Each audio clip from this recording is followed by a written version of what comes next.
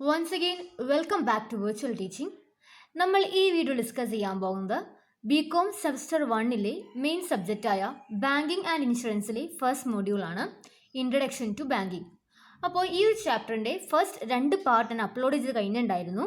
അപ്പോൾ 2 പാർട്ടിൻ്റെയും video link ഞാൻ ഈ ഒരു വീഡിയോ ഡിസ്ക്രിപ്ഷനിൽ ഇടുന്നതായിരിക്കും. അപ്പോൾ നമ്മൾ ഈ ഒരു വീഡിയോ സ്റ്റാർട്ട് ചെയ്യാൻ പോകുന്നത് credit creation by commercial bank തൊട്ടാണ്. അപ്പോൾ എന്താണ് ക്രെഡിറ്റ് ക്രിയേഷൻ നമുക്ക് ആദ്യം നോക്കാം. Creation of credit is an important function of commercial bank. നമ്മുടെ കൊമേഴ്ഷ്യൽ ബാങ്കിൻ്റെ ഏറ്റവും ഇമ്പോർട്ടൻറ്റ് ഫംഗ്ഷനാണ് ക്രെഡിറ്റ് ക്രിയേഷൻ എന്നത്. ഇനി എന്താണ് credit creation? It refers to the capacity of a bank to create derivated deposit out of primary deposit. നമ്മുടെ ബാങ്കിലേക്ക് വരുന്ന പ്രൈമറി ഡെപ്പോസിറ്റിൽ നിന്ന് ഡെറിവേറ്റഡ് ഡെപ്പോസിറ്റ് ക്രിയേറ്റ് ചെയ്യാനുള്ള ബാങ്കിൻ്റെ കപ്പാസിറ്റി അല്ലെങ്കിൽ എബിലിറ്റി വിളിക്കുന്ന പേരാണ് ക്രെഡിറ്റ് ക്രിയേഷൻ എന്നത്. അപ്പോൾ എന്താണ് ഈ പ്രൈമറി ഡെപ്പോസിറ്റും എന്താണ് ഈ ഡെറിവേറ്റഡ് ഡെപ്പോസിറ്റ് നമ്മൾ പറയണം. കാരണം ആ ഒരു ക്രെഡിറ്റ് ക്രിയേഷൻ എന്ന് പറയുമ്പോൾ നമ്മൾ 2 ടേംസ് യൂസ് ചെയ്തു, ഡെറിവേറ്റഡ് ഡെപ്പോസിറ്റ് എന്നും പ്രൈമറി ഡെപ്പോസിറ്റ് എന്നും. സോ ഫസ്റ്റ് ഞാൻ നോക്കാൻ പോകുന്നത് വാട്ട് ഈസ് പ്രൈമറി ഡെപ്പോസിറ്റ് എന്നാണ്. എന്താണ് primary deposit? It means a deposit arising from the entrustment of currency by deposit. നമ്മുടെ ഒരു ബാങ്കിൽ ഒരു ഡെപ്പോസിറ്റ് വന്ന് എന്താണ് മണി ഡെപ്പോസിറ്റ് ചെയ്യണം, അങ്ങനെ ഉണ്ടാവുന്ന ഒരു ഡെപ്പോസിറ്റാണ് പ്രൈമറി ഡെപ്പോസിറ്റ് എന്ന് പറഞ്ഞിട്ടുള്ളത്.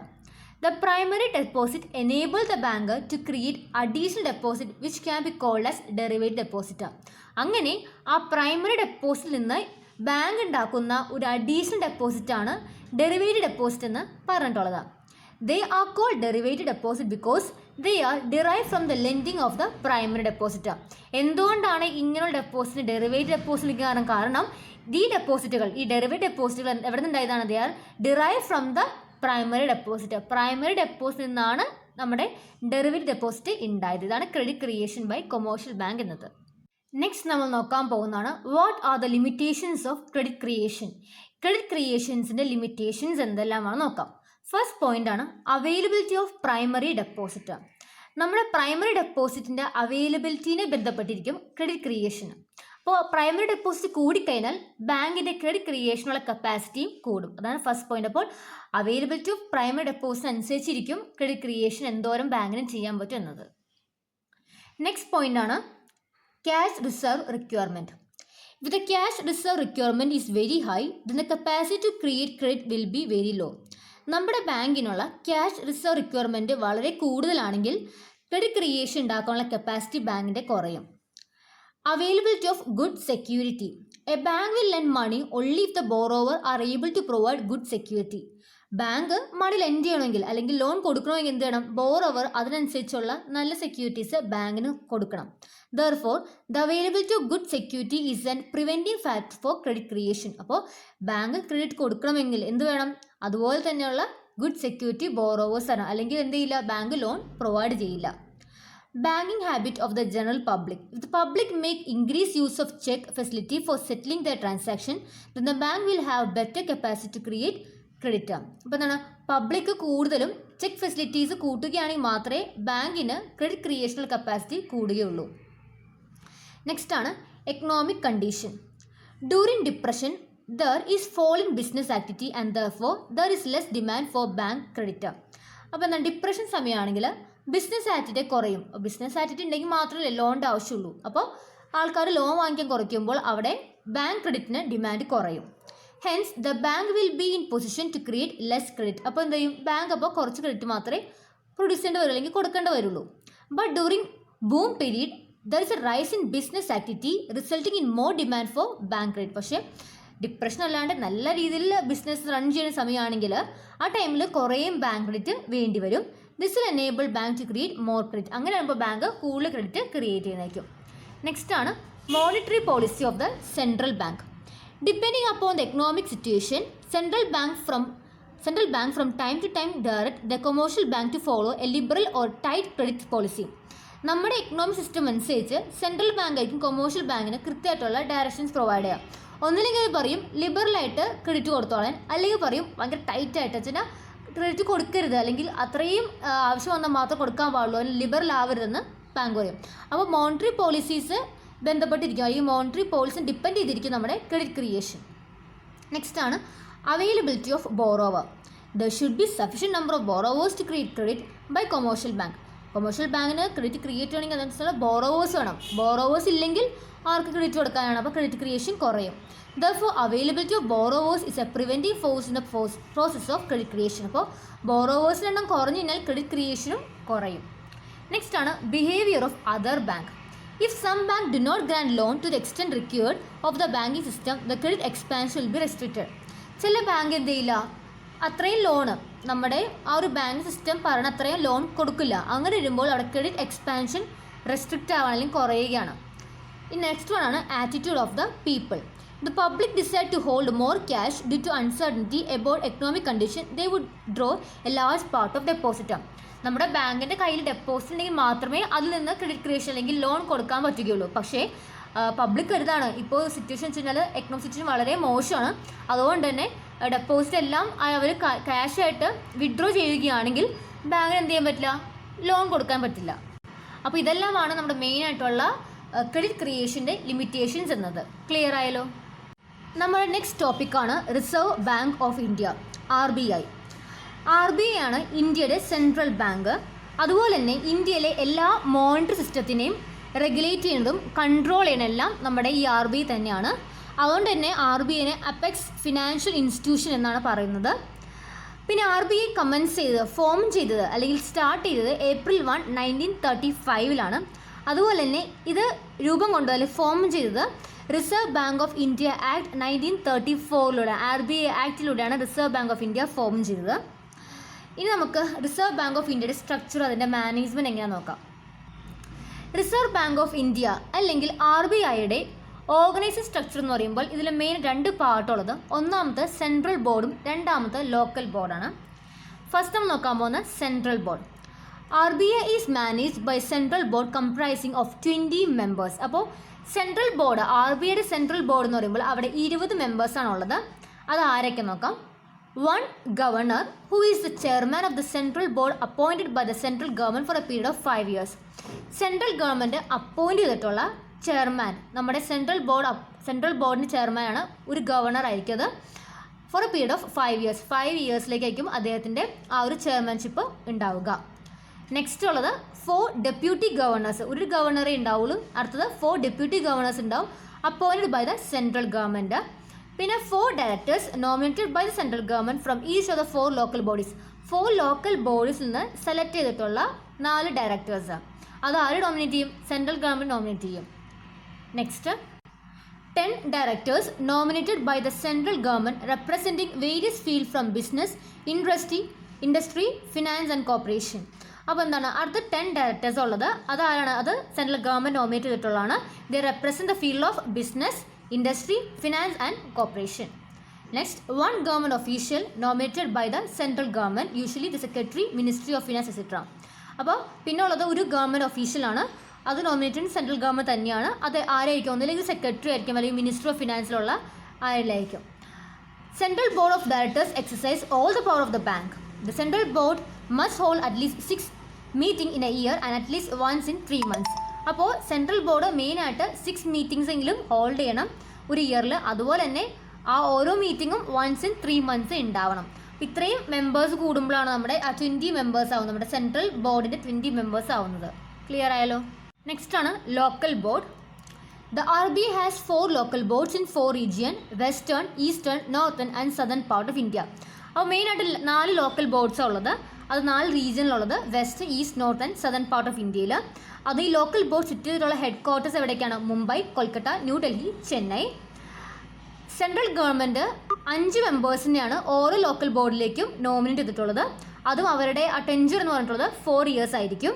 ഇനി എന്തൊക്കെയാണ് ഈ ലോക്കൽ ബോഡീസിൻ്റെ ഫങ്ഷൻസ് നോക്കാം. ഒന്നാമത്തെ എന്താണ്? സെൻട്രൽ ഗവൺമെൻറ് അഡ്വൈസ് പ്രൊവൈഡ് ചെയ്യുക. നമ്മുടെ ലോക്കൽ മാറ്റേഴ്സ്, ലോക്കൽ ഇമ്പോർട്ടൻസ് ഉള്ള കാര്യങ്ങളെ പറ്റി സെൻട്രൽ ബോർഡിനോട് ഡിസ്കസ് ചെയ്യുക. അതുപോലെ തന്നെ സെൻട്രൽ ഗവൺമെൻറ് പറയുന്ന ഫങ്ഷൻസും ഡ്യൂട്ടീസൊക്കെ അവർ പെർഫോം ചെയ്യുക, ലോക്കൽ ബോഡീസ് പെർഫോം ചെയ്യുക. ഇത് രണ്ടാണ് ഇവരുടെ മെയിൻ ഫങ്ഷൻസ് എന്ന് പറഞ്ഞിട്ടുള്ളത്. നെക്സ്റ്റ് നമ്മൾ നോക്കാൻ പോകുന്നതാണ് what are the objectives of RBI. RBIയുടെ ഒബ്ജക്റ്റീവ്സ് എന്തൊക്കെ നോക്കാം. First one, to integrate the monetary policy of RBI and physical policy of the government to achieve economic growth. RBI കൊണ്ടുവരുന്ന മോണിറ്ററി പോളിസീസിനെയും അതുപോലെ തന്നെ ഗവൺമെൻറ് കൊടുക്കുന്ന ഫിസിക്കൽ പോളിസി രണ്ടിനെയും നമ്മൾ ഒരുപോലെ ഇൻറ്റഗ്രേറ്റ് ചെയ്തിട്ട് എക്കണോമിക് ഗ്രോത്ത് അച്ചീവ് ചെയ്യുക. അതാണ് ഫസ്റ്റ് ഒബ്ജക്റ്റീവ്. രണ്ടാമത് to issue currency and keep foreign exchange reserve of the country. കൃത്യമായിട്ട് കറൻസീസ് ഇഷ്യൂ ചെയ്യുക, അതുപോലെ തന്നെ നമ്മുടെ രാജ്യത്തെ ഫോറിൻ എക്സ്ചേഞ്ച് റിസർവ് കൃത്യമായിട്ട് കീപ്പ് ചെയ്യുക. മൂന്നാമത് to remain free from political interference and successful in operation to maintain financial stability and credit. നമ്മുടെ ആ ഒരു ആർ ബി ഐയുടെ ഫംഗ്ഷനിൽ നിന്ന് പൊളിറ്റിക്കൽ പാർട്ടീസിൻ്റെ ആ ഒരു ഇടപെടൽ അതങ്ങനെ ഇല്ലാണ്ടാക്കുക. അതുപോലെ തന്നെ നമ്മൾ കൃത്യമായിട്ട് സ്റ്റേബിളായിട്ടും ഫിനാൻഷ്യലൊക്കെ സ്റ്റേബിളായിട്ട് മെയിൻറ്റെയിൻ ചെയ്ത് മാനേജ് ചെയ്ത് പോവുക. To set up institutional arrangement to mobilise saving from the public by developing good banking habit among them. അതുപോലെ തന്നെ നല്ല രീതിയിലുള്ള ഫിനാൻഷ്യൽ ഇൻസ്റ്റിറ്റ്യൂഷൻ അറേഞ്ച്മെൻറ്റ്സ് നടത്തി പബ്ലിക്കിൻ്റെ സേവിങ് ഹാബിറ്റ് കൂട്ടുകയും അതുപോലെ തന്നെ ഗുഡ് ബാങ്കിങ് ഹാബിറ്റ്സ് പബ്ലിക്കിൽ ഉണ്ടാക്കുകയും ചെയ്യുക. To develop advocate banking and credit facility in the country. കൃത്യമായിട്ടുള്ള ബാങ്കിങ് ഫെസിലിറ്റിയും അതുപോലെ തന്നെ ക്രെഡിറ്റ് ഫെസിലിറ്റിയും നമ്മുടെ ഇന്ത്യയിൽ ഡെവലപ്പ് ചെയ്യുക. To establish specialised institution that fulfil the credit need of agriculture and allied activities. ബിസിനസ്സും ട്രേഡും ഇതൊന്നും മാത്രം ഡെവലപ്പ് ചെയ്യല്ല, അതിനൊപ്പം തന്നെ നമ്മുടെ അഗ്രികൾച്ചറും അത് റിലേറ്റഡ് ആയിട്ടുള്ള ആക്ടിവിറ്റീസിനും ക്രെഡിറ്റ് നീഡ്സൊക്കെ ഫുൾഫിൽ ചെയ്യുക, അവർക്ക് വേണ്ടി സ്പെഷ്യലൈസ്ഡ് ഇൻസ്റ്റിറ്റ്യൂഷൻസ് ഓപ്പൺ ചെയ്യുക. ഇതൊക്കെയാണ് ആർ ബി ഐയുടെ മെയിൻ ഒബ്ജക്റ്റീവ്സ് എന്ന് പറഞ്ഞിട്ടുള്ളത്. നെക്സ്റ്റ് ടോപ്പിക്കാണ് what are the functions of R B I. R B ഐയുടെ ഫങ്ഷൻസ് എന്തൊക്കെ നമ്മൾ നോക്കാൻ പോകുന്നത്. ഫസ്റ്റ് ഫംഗ്ഷനാണ് ഇഷ്യൂയിങ് കറൻസി നോട്ട്. നമുക്കറിയാം നമ്മുടെ ഇന്ത്യയിൽ കറൻസി നോട്ട് ഇഷ്യൂ ചെയ്യുന്നത് ആർ ബി ഐ ആണെന്നും ആർ ബി ഐക്ക് മാത്രമാണ് ആ മോണോപ്പോളി റൈറ്റ് ഉള്ളത് കറൻസി ഇഷ്യൂ ചെയ്യാനുള്ള. പക്ഷേ ₹1 നോട്ടും ₹1 കോയിനും ഇഷ്യൂ ചെയ്യുന്നത് ആരാണ്? മിനിസ്റ്റർ ഓഫ് ഫിനാൻസ് ആണ്, അല്ലാണ്ട് ആർ ബി ഐ അല്ല. ആർ ബി ഐ ഈ കറൻസി നോട്ട് ഇഷ്യൂ ചെയ്യുകയും ഡിസ്ട്രിബ്യൂട്ട് ചെയ്യുന്നത് 2 മേജർ ഡിപ്പാർട്ട്മെൻറ്റിലൂടെയാണ്, ഇഷ്യൂ ഡിപ്പാർട്ട്മെൻറ്റും ബാങ്കിങ് ഡിപ്പാർട്ട്മെൻറ്റും. നെക്സ്റ്റ് ഈ ഒരു കറൻസി നോട്ട് പറയാനുള്ളത് R B I minimum reserve system keep ചെയ്യണം അല്ലെങ്കിൽ ഫോളോ ചെയ്യണം. എന്ന് വെച്ച് കഴിഞ്ഞാൽ 200 crores ഒരു minimum reserve R B I എപ്പോഴും കീപ്പ് ചെയ്യണം. അതിൽ 115 crores ഗോൾഡ് റിസർവ് ആയിട്ടും remaining 85 crores foreign exchange reserve ആയിട്ട് വേണം കീപ്പ് ചെയ്യാൻ വേണ്ടി. ഇതെല്ലാമാണ് ഇഷ്യൂ ഓഫ് കറൻസി നോട്ടിൽ വരുന്നത്. നെക്സ്റ്റ് വൺ ആണ് banker to the government. Central ബാങ്കിൻ്റെയും സ്റ്റേറ്റ് ബാങ്കിൻ്റെയും ഡെപ്പോസിറ്റിനെ മെയിൻറ്റെയിൻ ചെയ്യുന്നതും ഓപ്പറേറ്റ് ചെയ്യുന്നതും നമ്മുടെ ഈ ആർ ബി ഐ ആണ്. അതുപോലെ തന്നെ സെൻട്രൽ ബാങ്കിൻ്റെയും സ്റ്റേറ്റ് ബാങ്കിൻ്റെയും ബിഹാഫായിട്ട് പേയ്മെൻറ്റ്സ് മേക്ക് ചെയ്യുകയും അതുപോലെ തന്നെ പേയ്മെൻറ്റ്സ് റിസീവ് ചെയ്യുന്നതും ആർ ബി ഐ തന്നെയാണ്. നെക്സ്റ്റ് പോയിന്റ് ആണ് ഇറ്റ് മാനേജ് പബ്ലിക് ഡെറ്റ്. നമ്മുടെ പബ്ലിക് ഡെറ്റ് മാനേജ് ചെയ്യുകയും അതുപോലെ തന്നെ പുതിയ ലോൺസും ട്രഷറി ബില്ലൊക്കെ സെൻട്രൽ ഗവൺമെൻറ് ഇഷ്യൂ ചെയ്യുന്നുണ്ട്. നെക്സ്റ്റ് എന്തെങ്കിലും പെട്ടെന്ന് ഒരു എമർജൻസി കേസിൽ സെൻട്രൽ ഗവൺമെൻറ് മണി ആവശ്യം വന്നു കഴിഞ്ഞാൽ അത് പ്രൊവൈഡ് ചെയ്യുന്നത് ആർ ബി ഐ ആണ്. അങ്ങനെ ആർ ബി ഐ പ്രൊവൈഡ് ചെയ്യുന്ന ലോൺസിനെ അഡ്വാൻസസിനെയും for short period central government കൊടുക്കുകയാണെങ്കിൽ അതിനെ വിളിക്കുന്ന പേരാണ് വെയ്സ് ആൻഡ് മീൻസ് അഡ്വാൻസസ്. ചിലപ്പോൾ 2 മാർക്ക് ക്വസ്റ്റ്യൻ ചോദിക്കാറുണ്ട്, what is ways and means advances എന്താണ്? ആർ ബി ഐ കൊടുക്കുന്ന short term loans, emergency case വരുമ്പോൾ കൊടുക്കുന്ന short term loans to central government ആണ് ഈ വെയ്സ് ആൻഡ് മീൻസ് അഡ്വാൻസ് എന്ന് പറഞ്ഞിട്ടുള്ളത്. അതുപോലെ തന്നെ എന്തെങ്കിലും ഫണ്ട് റെമിറ്റൻസ് ഒക്കെ വേണമെങ്കിൽ അതൊക്കെ പ്രൊവൈഡ് ചെയ്യും സെൻട്രൽ ഗവൺമെൻറ്റും സ്റ്റേറ്റ് ഗവൺമെൻറ്റും ആർ ബി ഐ പ്രൊവൈഡ് ചെയ്യുന്നുണ്ട്. അതുപോലെ തന്നെ ഗവൺമെൻറ്റിന് കൊടുക്കുന്ന അഡ്വൈസസ് പ്രൊവൈഡ് ചെയ്യും. ഫണ്ട് എക്കണോമിക് സിറ്റുവേഷൻസ് ഒക്കെ എങ്ങനെ കൈകാര്യം ചെയ്യാം, അല്ലെങ്കിൽ എക്കണോമിക് ആയിട്ടുള്ള കാര്യം ബാങ്കും എല്ലാം ഗവൺമെൻറ്റിന് വേണ്ട അഡ്വൈസ് ഒക്കെ നമ്മുടെ ആർ ബി ഐ പ്രൊവൈഡ് ചെയ്യുന്നുണ്ട്. ദെൻ അതുപോലെ തന്നെ നമ്മുടെ ഗവൺമെൻറ്റിനെ നമ്മുടെ ഈ IMFലും വേൾഡ് ബാങ്കിലും നമ്മുടെ ഗവൺമെൻറ്റിനെ റെപ്രസെൻറ്റ് ചെയ്യുന്നത് ആർ ബി ഐ തന്നെയാണ്. ഇതെല്ലാമാണ് ബാങ്കർ ടു ദ ഗവൺമെൻറ് എന്ന പോയിന്റിലുള്ളത്. നെക്സ്റ്റ് പോയിന്റ് ആണ് ബാങ്കേഴ്സ് ടു ബാങ്ക്. നമുക്കറിയാം നമ്മുടെ ഇന്ത്യയിലെ എല്ലാ ബാങ്കിനെയും കൺട്രോൾ ചെയ്യാൻ റെഗുലേറ്റ് ചെയ്യുന്നത് നമ്മുടെ ഈ ആർ ബി ഐ ആണ്. ചില സമയത്ത് ആർ ബി ഐ ബാങ്കിൻ്റെ ബാങ്കായിട്ട് ബാങ്കേഴ്സ് ടു ബാങ്കായിട്ട് ആക്ട് ചെയ്യുന്നുണ്ട്. ലൈക്ക് അതെന്താണ് കൊമേഴ്ഷ്യൽ ബാങ്കിന് റിസർവ്സ് കീപ്പ് ചെയ്യുന്നുണ്ട്. അതുപോലെ തന്നെ ഇമ്മീഡിയറ്റ് ക്യാഷ് റിക്വയർമെൻറ്റ് വന്നു കഴിഞ്ഞാൽ ആർ ബി ഐ മീറ്റ് ചെയ്താൽ ആർ ബി ഐ ഹെൽപ്പ് ചെയ്യും ബാങ്കിനെ. അതുപോലെ ബാങ്കിന് എന്തെങ്കിലും ഒരു ക്ലിയറൻസ് റെമിറ്റൻസ് ഫെസിലിറ്റീസ് ഒക്കെ വേണമെങ്കിൽ അതൊക്കെ ബാങ്ക് നമ്മുടെ ആർ ബി ഐ പ്രൊവൈഡ് ചെയ്യുന്നതായിരിക്കും. ഇതുകൊണ്ടാണ് ബാങ്കേഴ്സ് ബാങ്ക് എന്ന ആർ ബി ഐനെ വിളിക്കാൻ കാരണം. നെക്സ്റ്റ് പോയിന്റ് ആണ് control and management of foreign exchange. R B I ആണ് നമ്മുടെ കൺട്രിയുടെ ഫുൾ ഫോറിൻ എക്സ്ചേഞ്ച് റിസർവിനെയും കൺട്രോൾ ചെയ്യുകയും മാനേജ് ചെയ്യുകയും അതുപോലെ തന്നെ നമ്മുടെ ഇന്ത്യൻ റുപ്പിയുടെ എക്സ്റ്റേണൽ വാല്യൂ മെയിൻറ്റെയിൻ ചെയ്യുന്നതും ഈ ആർ ബി ഐ തന്നെയാണ്. നെക്സ്റ്റ് ആണ് ക്രെഡിറ്റ് കൺട്രോൾ. നമുക്കറിയാം നമ്മൾ പബ്ലിക്കിലേക്ക് ക്രെഡിറ്റ് പ്രൊവൈഡ് ചെയ്യുന്നത് സാധാ കൊമേഴ്ഷ്യൽ ബാങ്ക് എന്നറിയാം. പക്ഷേ എന്നാൽ പോലും ആർ ബി ഐക്ക് ക്രെഡിറ്റ് കൺട്രോളിലൊരു കൺട്രോൾ ഉണ്ട്, അല്ലെങ്കിൽ ക്രെഡിറ്റ് അതൊരു കൺട്രോൾ ഉണ്ട്. എന്തുകൊണ്ടാണ്? കാരണം നമ്മുടെ കൊമേഴ്ഷ്യൽ ബാങ്കിനെ കൺട്രോൾ ചെയ്യാൻ ആരാണ്? ആർ ബി ഐ ആണ്. അപ്പോൾ എന്തോരം ക്രെഡിറ്റ് നമ്മുടെ എക്കോണമിയിൽ അവൈലബിൾ ആവണം എന്ന് ഫുൾ കൺട്രോൾ അല്ലെങ്കിൽ കാര്യം പറഞ്ഞു തരുന്നത് കൊമേഴ്ഷ്യൽ ബാങ്കിന് പറഞ്ഞു കൊടുക്കുന്നത് ആർ ബി ഐ ആണ്. അപ്പോൾ ആർ ബി ഐ പറയുകയാണ് ലിബറലായിട്ട് ക്രെഡിറ്റ് കൊടുക്കാൻ പറഞ്ഞാൽ കൊമേഴ്ഷ്യൽ ബാങ്ക് കൊടുക്കും, അല്ല അങ്ങനെ കൊടുക്കണ്ടെന്ന് പറഞ്ഞാൽ കൊമേഴ്ഷ്യൽ ബാങ്ക് കൊടുക്കില്ല. അപ്പോൾ ക്രെഡിറ്റിൻ്റെ മേലെ ഒരു കൺട്രോൾ ഉണ്ട് നമ്മുടെ RBIക്കും. ഇതും അവരുടെ ഒരു ഫംഗ്ഷൻ തന്നെയാണ് ക്രെഡിറ്റ് കൺട്രോൾ എന്നത്. നെക്സ്റ്റ് ആണ് collection of data and their publication. ഇതും നമ്മുടെ RBIയുടെ ഫംഗ്ഷനാണ്. RBI കൃത്യമായിട്ട് സ്റ്റാറ്റിസ്റ്റിക്കൽ ഡാറ്റയും എക്കണോമിക് ഇൻഫർമേഷൻസ് ഒക്കെ കളക്ട് ചെയ്യും. അതുപോലെ തന്നെ നമ്മുടെ ഫിനാൻഷ്യൽ ബാങ്കിങ് കണ്ടീഷൻസ്, നമ്മുടെ കൺട്രിയിലെ ഫിനാൻഷ്യൽ ബാങ്ക് കണ്ടീഷൻസ് ഒക്കെ കൃത്യം റിവ്യൂ ചെയ്ത് റിസർച്ച് ചെയ്തിട്ട് ആ ഡാറ്റ എല്ലാം കളക്ട് ചെയ്യുകയും അത് കളക്ട് ചെയ്യുക മാത്രമല്ല ആ ഡാറ്റാസ് എല്ലാം അവരെന്ത് ചെയ്യും, പബ്ലിഷ് ചെയ്യുകയും ചെയ്യുന്നുണ്ട്. പബ്ലിഷ് ത്രൂ ഏതൊക്കെയാണ് various publications like reserve Bank of India bulletin, അങ്ങനെ മന്ത്ലി പബ്ലിഷിംഗ് ഉണ്ട്. അതുപോലെ തന്നെ കൃത്യമായിട്ടുള്ള എല്ലാ കാര്യങ്ങളും ആ ഒരു പബ്ലിക്കേഷൻ അല്ലെങ്കിൽ ബുക്കിലൂടെ അവർ കാണിക്കുന്നുണ്ട്. അപ്പോൾ അങ്ങനെ ഡാറ്റ കളക്ട് ചെയ്യുകയും അത് പബ്ലിഷ് ചെയ്യുകയും എന്താണ്, അതും RBIയുടെ ഒരു ഫംഗ്ഷൻ തന്നെയാണ്. ഇതൊന്നും കൂടാണ്ട് വേറെ കുറേ ഡെവലപ്മെൻറ്റും അതുപോലെ തന്നെ പ്രൊമോഷൻ ഫംഗ്ഷൻ നമ്മുടെ RBI ചെയ്യുന്നുണ്ടല്ലോ. ഫോർ എക്സാമ്പിൾ ബാങ്കിങ് പേഴ്സണൽസിന് ട്രെയിനിങ് പ്രൊവൈഡ് ചെയ്യുന്നുണ്ട്. അതുപോലെ തന്നെ അഗ്രികൾച്ചർ, സ്മോൾ സ്കെയിൽ ഇൻഡസ്ട്രി, എക്സ്പോർട്ടിനൊക്കെ RBI കൃത്യമായിട്ട് ക്രെഡിറ്റ് ചാനലൈസ് ചെയ്യുന്നു, ക്രെഡിറ്റ് പ്രൊവൈഡ് ചെയ്യുന്നുണ്ട്. റൂറൽ ഇൻഡസ്ട്രിയൽ ഫിനാൻസ് അവർക്കൊക്കെ വേണ്ടി കൃത്യമായിട്ടുള്ള ആ ഫിനാൻസ് സെറ്റപ്പിന് വേണ്ടിയുള്ള ഇൻസ്റ്റിറ്റ്യൂഷൻസ് ഒക്കെ അറേഞ്ച് ചെയ്ത് കൊടുക്കുന്നുണ്ട്. ഗവൺമെൻറ്റിന് വേണ്ട അസിസ്റ്റൻസ് എക്കണോമിക് പ്ലാനിങ്ങിനും അതുപോലെ നമ്മുടെ ഇന്ത്യൻ എക്കോണമീനെ വളർത്താനും ഇന്ത്യൻ മണി മാർക്കറ്റിനെ ഡെവലപ്പ് ചെയ്യാനും ഉള്ള കൃത്യമായിട്ടുള്ള അസിസ്റ്റൻസ് എല്ലാം RBI പ്രൊവൈഡ് ചെയ്യുന്നുണ്ട്. ഇതെല്ലാം അത് ഡെവലപ്മെൻറ്റ് ആൻഡ് പ്രൊമോഷണൽ ഫംഗ്ഷൻസ് ആണ്. അപ്പോൾ ഇതോടെ നമ്മുടെ RBIയുടെ ഫംഗ്ഷൻസ് കംപ്ലീറ്റ് ആവാണ്. നെക്സ്റ്റ് ഇമ്പോർട്ടൻ്റ് ടോപ്പിക്കാണ് എന്താണ് ക്രെഡിറ്റ് കൺട്രോൾ. ക്രെഡിറ്റ് കൺട്രോൾ എന്നതൊരു മെക്കാനിസമാണ്. നമ്മുടെ ഇന്ത്യയിലെ ടോട്ടൽ മണി സർക്കുലേഷനെ സെൻട്രൽ ബാങ്ക് കൺട്രോൾ ചെയ്യുന്ന ആ ഒരു മെക്കാനിസത്തെ വിളിക്കുന്ന പേരാണ് ക്രെഡിറ്റ് കൺട്രോൾ എന്ന് പറഞ്ഞിട്ടുള്ളത്. നമുക്കിനി ഈ ഒരു ക്രെഡിറ്റ് കൺട്രോളിൻ്റെ വേരിയസ് ഒബ്ജക്റ്റീവ്സ് നോക്കാം. ഫസ്റ്റ് വൺ ആണ് പ്രൈസ് സ്റ്റെബിലിറ്റി. കൃത്യമായിട്ട് പ്രൈസ് സ്റ്റെബിലിറ്റി മെയിൻറ്റെയിൻ ചെയ്യുക. എപ്പോഴും ഇങ്ങനെ ഹൈ പ്രൈസ്, ലോ പ്രൈസ് അങ്ങനെ പ്രൈസ് വല്ലാണ്ട് വേരി ചെയ്യാണ്ട് പ്രൈസ് സ്റ്റെബിലിറ്റി മെയിൻറ്റെയിൻ ചെയ്യുക. Next achieve stability of foreign exchange. ഇതുപോലെ തന്നെ എന്താണ്, ഫോറിൻ എക്സ്ചേഞ്ചിന് സ്റ്റെബിലിറ്റി മെയിൻറ്റെയിൻ ചെയ്യുക. അതും ക്രെഡിറ്റ് കൺട്രോളിൻ്റെ ഒരു മേജർ ആയിട്ടുള്ള ഒരു ഒബ്ജക്റ്റീവ് തന്നെയാണ്. Next elimination of business cycle എന്ന് വെച്ചാൽ എന്താണ്, നമ്മളുടെ ആ ഒരു എക്കണോമിക് ആക്ടിവിറ്റിയിൽ ഫുൾ ടൈം പ്രൈസ് ലെവലിൽ ഫ്ലക്ച്വേഷൻസ് മാറ്റം വന്നിരിക്കും, അപ്സ് ആൻഡ് ഡൗൺസ് ഉണ്ടാവും. അതിന് വിളിക്കുന്ന പേരാണ് ബിസിനസ് സൈക്കിൾ എന്നത്. ആ ഒരു ബിസിനസ് സൈക്കിൾ ഞങ്ങൾ എലിമിനേറ്റ് ചെയ്ത് കളയുക. ലാസ്റ്റ് ആണ് എക്കണോമിക് ഗ്രോത്ത്. നമ്മുടെ എക്കണോമിക് നന്നായിട്ട് വളരാൻ വേണ്ടി, ഗ്രോ ചെയ്യാൻ വേണ്ടി എന്ത് ചെയ്യുക, അത് നമ്മൾ ക്രെഡിറ്റ് കൺട്രോൾ അതിന് മെയിൻ ഒബ്ജക്റ്റീവ് കൂടിയാണ് ഈ എക്കണോമിക് ഗ്രോത്ത് എന്നതും. ഇനി നമുക്ക് എങ്ങനെയൊക്കെയാണ് ക്രെഡിറ്റ് കൺട്രോൾ ചെയ്യാൻ പറ്റുക, വേരിയസ് മെത്തേഡ്സ് അല്ലെങ്കിൽ ഏതൊക്കെ വെപ്പൺസ് യൂസ് ചെയ്ത് നമുക്ക് ക്രെഡിറ്റ് കൺട്രോൾ ചെയ്യാൻ പറ്റും നോക്കാം. മെയിൻ 2 മെത്തേഡ് ഉള്ളത്. ഒന്നാമത്തെ ക്വാണ്ടിറ്റേറ്റീവ് മെത്തേഡ് അല്ലെങ്കിൽ ജനറൽ ക്രെഡിറ്റ് കൺട്രോൾ മെത്തേഡ്. രണ്ടാമത്തത് ക്വാളിറ്റേറ്റീവ് മെത്തേഡ് അല്ലെങ്കിൽ സെലക്റ്റീവ് ക്രെഡിറ്റ് കൺട്രോൾ മെത്തേഡ്. ഇങ്ങനെ 2 മെത്തേഡ്സിലൂടെ നമുക്ക് എന്ത് ചെയ്യാം, ക്രെഡിറ്റ് കൺട്രോൾ ചെയ്യാം. ഇതിനെ നമുക്ക് വെപ്പൺസ് ഓഫ് ക്രെഡിറ്റ് കൺട്രോൾ കൂടി വിളിക്കാം. ഫസ്റ്റ് വൺ ആണ് ക്വാണ്ടിറ്റേറ്റീവ് ക്രെഡിറ്റ് കൺട്രോൾ. ഈ ക്വാണ്ടിറ്റേറ്റീവ് ക്രെഡിറ്റ് കൺട്രോൾ നമുക്ക് 4 ആയിട്ട് ഡിവൈഡ് ചെയ്യാം. 4 മെയിൻ ആയിട്ടുള്ള മെത്തേഡ്സ് ഈ ഒരു കീഴിലുള്ളത്, ക്വാണ്ടിറ്റേറ്റീവ് ക്രെഡിറ്റ് കൺട്രോളിൻ്റെ കീഴിലുള്ളത്. First one bank rate policy അല്ലെങ്കിൽ BRP. Next one open market operation OMO. Third one variable reserve ratio. Then fourth one variation in SLR, statutory liquidity റേഷ്യോയിലുള്ള വേരിയേഷൻസ്. അപ്പോൾ ഈ 4 പോയിന്റ്സ് ഉള്ളത്. ഇതിൽ ഫസ്റ്റ് മെത്തേഡാണ് ബാങ്ക് റേറ്റ് പോളിസി. എന്താണ് bank rate policy നമുക്ക് നോക്കാം. ബാങ്ക് റേറ്റ് പോളിസി അല്ലെങ്കിൽ BRP. ഈ BRPയിലെ വേരിയേഷൻ വെച്ച് സെൻട്രൽ ബാങ്ക് ഈ ക്രെഡിറ്റ് കൺട്രോൾ ചെയ്യുന്നുണ്ട്. അതെങ്ങനെ നോക്കാം. സെൻട്രൽ ബാങ്ക് തോന്നണം നമ്മുടെ കൺട്രിയിൽ ഇപ്പോൾ എക്സസ് ക്രെഡിറ്റ്, കുറേയും ക്രെഡിറ്റിന് തോന്നുകയാണെങ്കിൽ എന്ത് ചെയ്യുമെന്ന് വെച്ച് കഴിഞ്ഞാൽ ഈ ബാങ്ക് റേറ്റ് അങ്ങ് കൂട്ടും. അപ്പോൾ അങ്ങനെ വരുമ്പോൾ പെട്ടെന്ന് നമുക്ക് cost of borrowing, commercial bank cost of borrowing increase ചെയ്യും. ഈ ബാങ്ക് റേറ്റ് കൂട്ടുമ്പോൾ ഓട്ടോമാറ്റിക്കലി കൊമേഴ്ഷ്യൽ ബാങ്ക് ഈ കോസ്റ്റ് ഓഫ് ബോറോവിങ് ഇൻക്രീസ് ചെയ്യും. അങ്ങനെ ഇൻക്രീസ് ചെയ്യുമ്പോൾ ഓട്ടോമാറ്റിക്കലി നമ്മുടെ ബിസിനസ് ആക്ടിവിറ്റി ഡിസ്കറേജ് ആവുകയും ആൾക്കാർ ക്രെഡിറ്റ് കുറച്ച് മാത്രം ഡിമാൻഡ് ചെയ്യുകയും വരും. അങ്ങനെ നമ്മുടെ ക്രെഡിറ്റിൻ്റെ ആ ഒരു ഫ്ലോ കുറയും.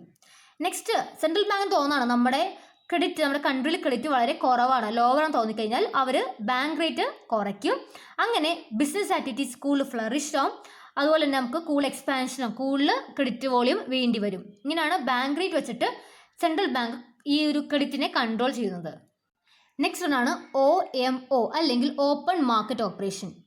സെൻട്രൽ ബാങ്ക് OMOയുടെ sale and purchase of securities നടത്തിയിട്ടുള്ളത്. അപ്പോൾ ഇവിടെ സെൻട്രൽ ബാങ്ക് തോന്നാണ് കുറേ ക്രെഡിറ്റ് ഉണ്ട് നമ്മുടെ എക്കോണമിയിൽ, കുറേ ക്രെഡിറ്റ് തോന്നുകയാണെങ്കിൽ അപ്പോൾ തന്നെ എന്ത് ചെയ്യും, നമ്മൾ സെക്യൂരിറ്റീസ് സെയിൽ ചെയ്യുമ്പോൾ കൊമേഴ്ഷ്യൽ ബാങ്ക് അത് മേടിക്കും. അങ്ങനെ ചെയ്യുമ്പോൾ അവരുടെ കയ്യിലുള്ള ക്യാഷ് കുറയും. അങ്ങനെ ക്രെഡിറ്റ് കൊടുക്കാൻ ക്യാഷ് ഉണ്ടാവും. നേരെ മറിച്ച് സെൻട്രൽ ബാങ്ക് തോന്നാണ് കുറച്ച് ക്രെഡിറ്റ് മാത്രമേ ഉള്ളൂ എക്കോണമിയിൽ തോന്നുകയാണെങ്കിൽ അവർ തിരിച്ച് ആ ഒരു സെക്യൂരിറ്റീസ് ഒക്കെ പർച്ചേസ് ചെയ്യും. അങ്ങനെ വരുമ്പോൾ ബാങ്കിൻ്റെ കയ്യിൽ ക്യാഷ് വരും. ആ ക്യാഷ് അവർക്ക് ക്രെഡിറ്റ് പ്രൊവൈഡ് ചെയ്യാൻ സാധിക്കും. അങ്ങനെ ക്രെഡിറ്റ് എക്സ്പാൻഷൻ നടക്കും. ഇതാണ് OMOൻ്റെ ഓപ്പറേഷൻ. നെക്സ്റ്റ് ആണ് വേരിയബിൾ റിസർവ് റേഷ്യോ അല്ലെങ്കിൽ cash reserve ratio. Cash reserve ratio വെച്ച് കഴിഞ്ഞാൽ നമ്മുടെ ടോട്ടൽ ഡെപ്പോസിറ്റ്, കൊമേഴ്ഷ്യൽ ബാങ്കിൻ്റെ ടോട്ടൽ ഡെപ്പോസിറ്റിൻ്റെ ഒരു പോർഷൻ നമ്മൾ സെൻട്രൽ ബാങ്കിൽ കീപ്പ് ചെയ്യണം, ആസ് എ റിസർവ് പോലെ വയ്ക്കണം. സെൻട്രൽ ബാങ്കിന് തോന്നാണ് ഇപ്പോൾ നമ്മുടെ എക്കോണമിയിൽ കുറേ ക്രെഡിറ്റ് തോന്നുകയാണെങ്കിൽ സെൻട്രൽ ബാങ്ക് ആ CRRൻ്റെ എമൗണ്ട് കൂട്ടും, ഇൻക്രീസ് ചെയ്യും. അപ്പോൾ കൊമേഴ്ഷ്യൽ ബാങ്കിന് ഹ്യൂജ് എമൗണ്ട് എന്ത് ചെയ്യേണ്ടി വരും, റിസർവായിട്ട് മെയിൻറ്റെയിൻ ചെയ്യേണ്ടി വരും. അങ്ങനെ വരുമ്പോൾ ബാങ്കിൻ്റെ ലെൻഡിങ് ക്യാഷിലുണ്ടാവും, അപ്പോൾ ലെൻഡിങ് കുറയും.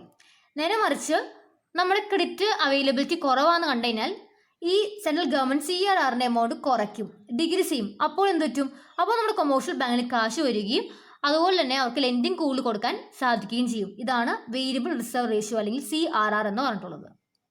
നെക്സ്റ്റ് ഒന്നാണ് വേരിയേഷൻ ഇൻ SLR. ഈ CRR പോലെ തന്നെയാണ് SLRും. SLR ഫുൾ ഫോമാണ് സ്റ്റാറ്റുറ്ററി ലിക്വിഡിറ്റി റേഷ്യോ. സെൻട്രൽ ബാങ്കിന് ഫീൽ ആവാണ് എന്താണ് ഇവിടെ എക്സസ് ക്രെഡിറ്റ് ഉണ്ടെന്ന് തോന്നുകയാണെങ്കിൽ SLR ഇൻക്രീസ് ചെയ്യും. അങ്ങനെ വരുമ്പോൾ സെൻട്രൽ ബാങ്കിൽ കാശ് ഉണ്ടാവില്ല, അങ്ങനെ ലെൻഡിങ് കപ്പാസിറ്റി കൊമേഴ്ഷ്യൽ ബാങ്കിൻ്റെ കുറയും. അതുപോലെ തന്നെ SLR ഇൻക്രീസ് ചെയ്യുമ്പോൾ നല്ല ലെൻഡിങ് കപ്പാസിറ്റി കുറയുമല്ലോ. അതുപോലെ SLR ഡിക്രീസ് ചെയ്യുമ്പോൾ എന്ത് പറ്റും, കൊമേഴ്ഷ്യൽ ബാങ്കിൻ്റെ കയ്യിലുള്ള ക്യാഷ് കൂടും, അപ്പോൾ ലെൻഡിങ് കപ്പാസിറ്റി അവർക്ക് കൂടും, അവർക്ക് കൂടുതൽ ക്രെഡിറ്റ്സ് പ്രൊവൈഡ് ചെയ്യാൻ സാധിക്കും. അങ്ങനെ SLR കൂട്ടുമ്പോൾ ക്രെഡിറ്റ് ഫെസിലിറ്റി കുറയും, SLR കുറയ്ക്കുമ്പോൾ ക്രെഡിറ്റ് ഫെസിലിറ്റി കൂടും. ഇതാണ് വേരിയേഷൻ SLRലുള്ളത്.